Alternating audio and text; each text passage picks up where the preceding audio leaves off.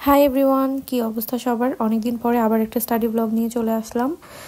এর আগে যে ভিডিওগুলো দিয়েছিলাম সেখানে আপনাদের টপ মোস্ট একটা রিকোয়েস্ট ছিল, সেটা হচ্ছে ব্যাংকের রিটেন নিয়ে ভিডিও দেওয়া। তো ব্যাংকের রিটেন নিয়ে ভিডিও দিতে গেলে আসলে আমার নিজেকে ফার্স্ট একটু অ্যানালাইসিস করে নিতে হবে, যেটা টাইমটা আমি এখন পর্যন্ত পাইনি। তো আজকের শ্যুটটা হচ্ছে আমার যেদিন ভাইবা ছিল 19 তারিখে, তার আগের দিন। সো এখন মোটামুটি কিছুটা ফ্রি হলাম, দুশ্চিন্তামুক্ত হলাম যেহেতু ভাইবাটা হয়ে গেল। এর পরের ভিডিওটাতে আমি ডেফিনেটলি অনেক ইনফরমেটিভ একটা ভিডিও দিব ব্যাংকের প্রিলি রিটার্ন ভাইবা তিনটার প্রিপারেশনই আপনারা কিভাবে নেবেন, একদম পূর্ণাঙ্গ প্রিপারেশন A to Z সব কিছু, সেটা আমি পরের ভিডিওটাতে শেয়ার করে দিব। আগের কোনো একটা ভিডিওতে আমাকে একটা ভিডিও নিচে অজস্র পরিমাণ কমেন্ট আপনারা করেছিলেন যে আমি কিভাবে স্টপ ওয়াচ অন করি। তো এই যে আমি ল্যাপটপের সার্চ বার থেকে ক্লক লিখে সার্চ দিলাম, দেন ক্লকে ক্লিক করলাম, ক্লক থেকে চলে গেলাম স্টপ ওয়াচে। অ্যান্ড এই যে স্টপ ওয়াচটা আমি বিগ স্ক্রিনে অন করে নিচ্ছি। এখন আমার আগের দিনের 7 আওয়ারটা উঠেছিল, আমি রিফ্রেশ করে নিলাম। আসলে বড় স্ক্রিনে স্টপওয়াচ অন করলে না পড়ার গতি অনেক বাড়ে এবং ইচ্ছা করে যে হ্যাঁ আরেকটা ঘন্টা বাড়ুক, অ্যাটলিস্ট 7-8 ঘন্টা পড়া হোক। এটা আসলে অটোমেটিক ইচ্ছাটা চলে আসে। স্টপওয়াচ দেখার থেকে বেটার টেকনিক আর কিছু নেই জব প্রিপারেশনের ক্ষেত্রে। সেটা যে আপনি পমোডোরো ইউজ করেন না কেন আর আপনি ঘড়ি দেখে হিসাব রাখেন না কেন, আপনার স্টপওয়াচটা আপনার যতক্ষণ সামনে থাকবে ততক্ষণ আপনি বেটার কনসেন্ট্রেট করতে পারবেন। সো এই যে আজকে আমি খুব ভোরে ঘুম থেকে উঠতে পারিনি। আজকে আমি 10টার দিকে পড়তে বসেছিলাম। তো 10টায় পড়তে বসেও দেখা গেছে যে 10:30 পর্যন্ত আমার 7-8 মিনিটই পড়া হয়েছে। ভালো করে আমাকে বারবার উঠতে হয়েছে বিভিন্ন কাজের জন্য। তো এখন আবার ভালো করে শুরু করব। ওই যে 8 মিনিট পরে যে আমি উঠে গিয়েছিলাম, যেটা ঘড়িতে দেখা যাচ্ছে। তো মূলত 10টা বাজে থেকে পড়তে বসার কারণটা আমার ওই দিন প্রচুর জ্বর, মাথা ব্যথা, সর্দি, আমি পুরোপুরি একেবারে সিক ছিলাম। এত সিকনেসের মধ্যে সারাটা দিন নাকের পানি চোখের পানি একসাথে হয়ে গেছে আমার। সেই টিস্যুটা নিয়ে, এক বক্স টিস্যু নিয়ে অর্ধেকের মতো টিস্যু শেষ করে তারপরে অনেক কষ্ট করে আমি সারাদিন পড়াশোনাটা চালাইলাম, জাস্ট বিকজ আমার 19 তারিখ ভাইবা, পরশু দিন আমার ভাইবা। জাস্ট সেটার জন্য কি পরিমাণ কষ্টটা যে করে আমি এই ক্র্যাক ব্যাংক ভাইবা থেকে কমার্সের রিলেটেড যত টার্ম আছে, ব্যাংকিং রিলেটেড যত টার্ম আছে সবগুলো ঠাটা মুখস্থ করে গেছি। কিন্তু আমাকে শেষমেশ ধরলো যে আমার অনার্সের পঠিত বিষয় যেটা ছিল ফিশারিজ, আমাকে মূলত ওখান থেকে প্রশ্ন ধরছে। তবে ফিশারিজ থেকেও মোটামুটি আইডিয়া নিয়ে গিয়েছিলাম, বাট মূলত যেগুলো ধরেছে সেগুলো খুবই বেসিক ছিল। তো সেগুলো মোটামুটি 80%-এর মতোই স্যাটিসফ্যাক্টরিলি অ্যান্সার করতে পেরেছি, এই আর কি।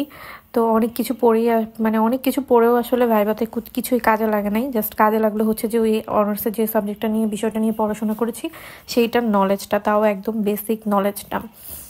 ওই দিন এতটা শিখছিলাম যে নাক দিয়ে নিঃশ্বাস টেনে তুলতে পারতেছিলাম না। জাস্ট কিছুক্ষণ পরপর চা, কফি, গরম দুধ এগুলোর উপর দিয়ে চলতেছিল।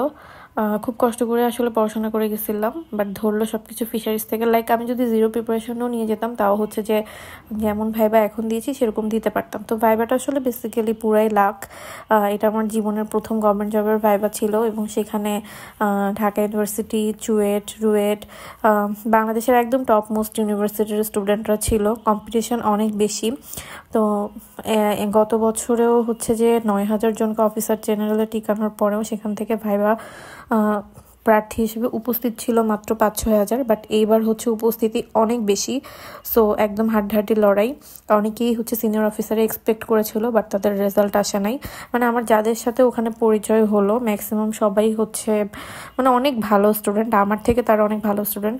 সো আমি এখানে আমার জব পাওয়ার পসিবিলিটি কতটুকু আমি জানি না। তো আমি মোটামুটি অনেকগুলো দিন ধরে BCS-এর আমার রুটিনটা থেকে যে পরিমাণ যে আমি আলাদা হয়ে গেছিলাম, তো এখন আমি আবার কাম ব্যাক করার চেষ্টা করব অনেক ভালোভাবে। এখন যে ক্লিপগুলো দেখা যাচ্ছে এগুলো সবই যে আমি জাস্ট ভাইবার পড়াশোনা করতেছি। ভাইবার টেনশনে আমি আসলে BCS-এ পড়া একেবারে ছেড়ে দিছিলাম। জাস্ট আপনাদের জন্য যে আমি রুটিন শেয়ার করতেছিলাম।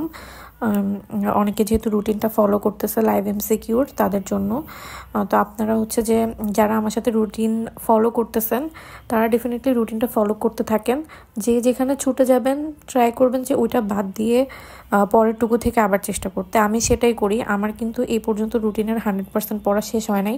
দেখা গেছে রুটিনের যতটুকু থাকে আমি প্রত্যেকদিন 60%, 70%, 80%, কোনো দিন 100% শেষ করি, বা আজকে একটু কম হলে কালকে একটু বেশি করে সেটাকে কভার আপ করার চেষ্টা করি। কোনো টপিক হচ্ছে অনেক বেশি ইম্পর্টেন্স দিয়ে পড়ি, কোনো টপিক লেস ইম্পর্টেন্স দিয়ে পড়ি। এভাবে করে জাস্ট হচ্ছে মিক্স ম্যাচ করে জাস্ট ফ্লোর সাথে সাথে চলার চেষ্টা করি। মানে লাইভ এমসিকিউ পরীক্ষা নিচ্ছে, আমি সেই পরীক্ষার রুটিন অনুযায়ী ওই অনুযায়ী হচ্ছে চলার চেষ্টাটা করি। সো আপনারাও সেভাবে ট্রাই করতে পারেন। কারণ হচ্ছে আপনি যদি মনে করেন যে আমার আজকে যতটুকু ছুটে গেছে আমি কালকে অতটুকু পড়বো, এরকম করতে করতে আপনি এমন পিছাবেন যে আপনি আর কোনো রুটিনের সাথে কোনোভাবে তাল মিলাতে পারবেন না। এটা আসলে হয়ে থাকে, এটা আমারও হইতো আগে। মানে এখন হচ্ছে এটাই করা উচিত যে মানে পরীক্ষা সিলেবাস যতটুকু থাকবে সেখান থেকে 70% বা 80% পড়া হয়ে গেলেও পরীক্ষাটা দিয়ে এরপরে হচ্ছে যে নেক্সট টপিকে জাম্প অন করা। আপনার যেগুলো বাকি থাকবে সেগুলোর জন্য হয়তো বা আপনি পরে 1 মাস এক্সট্রা নেবেন। ওই এক্সট্রা টাইমে আপনার যা যা পড়া হয় নাই সবগুলো বই থেকে, সবগুলো সাবজেক্ট থেকে সেগুলো হচ্ছে যে আপনি কভার আপ করে নিলেন। এইভাবে হচ্ছে ট্রাই করতে পারেন। আদারওয়াইজ হচ্ছে একটা রুটিনে কিন্তু শক্তভাবে স্টিক হয়ে থাকা এবং 100% সেখান থেকে শেষ করে ফেলা, আমার মনে হয় এটা কোনো মানুষের পক্ষে সম্ভব না। আমার মনে হয় না কেউ এসে এখানে বলতে পারবে যে আমি রুটিন বানাই আর রুটিনের 100% প্রত্যেকদিন শেষ করে দিই। And so here is my most favourite winter dinner, সেটা হচ্ছে চিকেন ফ্রাই অ্যান্ড কোলস্লো। আর এনিহাউ সারাদিন অনেক কষ্টের ভিতরে, অনেক ঠান্ডা লাগা, সর্দি, নাকের পানির ভেতর দিয়ে, চোখের পানির ভেতর দিয়ে 6 ঘন্টা পড়াশোনা ম্যানেজ করতে পারলাম। আমার জন্য আসলে এটাই আজকে এক্সট্রিম হয়ে গেছে। মানে এরপরে আমাকে কয়দিন রেস্ট করতে হবে আমি জানি না। ব্লগটা এই পর্যন্তই। আল্লাহ হাফেজ।